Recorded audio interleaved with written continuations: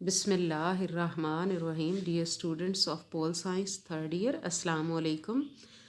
آج میں آپ کو ریاست اور قوم کے فرق کے بارے میں بتاؤں گی. اس سے پہلے میں نے آپ کو ریاست کے چیپٹر میں ریاست کے ضروری اجزائے ترکیبی، ریاست اور حکومت کا فرق، ریاست اور معاشرے کا فرق بتا دیا ہے. تو ریاست اور قوم میں کیا فرق ہے؟ یہ بھی سوال اس لیے اٹھتا ہے کہ بعض دانشور قوم اور ریاست کی اصطلاحات کو ہم معنی سمجھتے ہیں. یہ تصور 20ویں صدی میں مقبول ہوا. عالمگیر جنگوں کے نتیجے میں ایک قوم ایک ریاست کے اصول پر یورپ میں کئی آزاد اور خود مختار ریاستیں وجود میں آئیں. اس لیے ان دونوں اصطلاحات کو ہم معنی سمجھا جانے لگا. 1945 میں جب اقوام متحدہ قائم ہوئی تو اس کی رکنیت بھی ریاستوں کو حاصل ہے، لیکن اس کو نام اقوام متحدہ کا دیا گیا. تو وہاں پہ بھی یہ اقوام کا لفظ جو ہے وہ غلط استعمال ہوا. ریاست 4 اجزائے ترکیبی سے مل کر بنتی ہے: آبادی، علاقہ، حکومت اور اقتدار اعلیٰ. جبکہ قوم افراد کے ایسے مجموعے کا نام ہے جو جذبہ قومیت سے سرشار ہوں اور آزاد ہوں یا آزادی حاصل کرنے کے لیے کوشاں ہوں. تو یوں دونوں میں، ریاست اور قوم میں فرق موجود ہے، جس کو ان 7 نکات کے تحت ہم واضح کرتے ہیں. مخصوص علاقے کا فرق ہے. دونوں میں ریاست کے لیے مخصوص علاقہ ہونا ضروری ہے.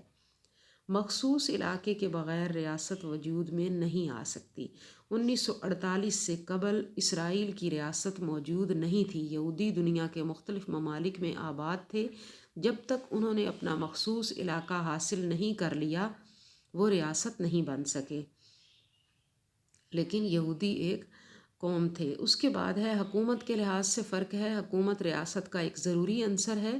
اس کے بغیر ریاست کا وجود ممکن نہیں ہے، مگر قوم کے لیے حکومت ضروری نہیں ہے. قیام پاکستان سے قبل ہندوستان میں مسلمانوں کی اپنی حکومت نہیں تھی، مگر وہ ایک قوم تھے.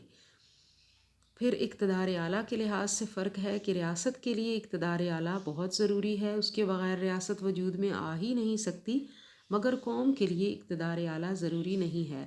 اس میں بھی مثال آپ دیں گے کہ قیام پاکستان سے قبل مسلمان اقتدار اعلیٰ کے مالک نہ تھے، مگر پھر بھی وہ ایک قوم تھے کیونکہ وہ آزادی کے حصول کے لیے کوششیں کر رہے تھے. پھر ایک ریاست میں ایک سے زیادہ قومیں بھی ہو سکتی ہیں. مثلاً قیام پاکستان سے قبل ہندوستان میں ہندو اور مسلمان 2 قومیں آباد تھیں. نمبر 5 پہ آپ دیکھیں تو یکجہتی کی ہیڈنگ میں نے لکھی ہے کہ قوم کے لیے یکجہتی کا ہونا ضروری ہے، لیکن ریاست کے لیے یہ ضروری نہیں ہے. اگر ریاست کے اندر یکجہتی ہو تو یقیناً ریاست زیادہ مستحکم ہوتی ہے، لیکن یہ ضروری نہیں ہے. اس کے بغیر بھی ریاست اپنا وجود برقرار رکھتی ہے اور رکھ سکتی ہے. مثلاً بھارت کے ملک میں سکھوں اور کشمیریوں کی ہندوؤں کے ساتھ یکجہتی نہیں ہے، مگر اس کے باوجود بھارت ایک ریاست کے طور پر موجود ہے اور قائم ہے. اس کے بعد دیکھیں مقاصد کی وسعت کے لحاظ سے فرق ہے کہ ریاست کے مقاصد محدود ہوتے ہیں، جیسا کہ میں نے آپ کو ریاست اور معاشرے کے فرق میں بھی بتایا کہ اس کے سیاسی مقاصد ہوتے ہیں. اس کے مقابلے میں قوم کے مقاصد بہت وسیع ہوتے ہیں.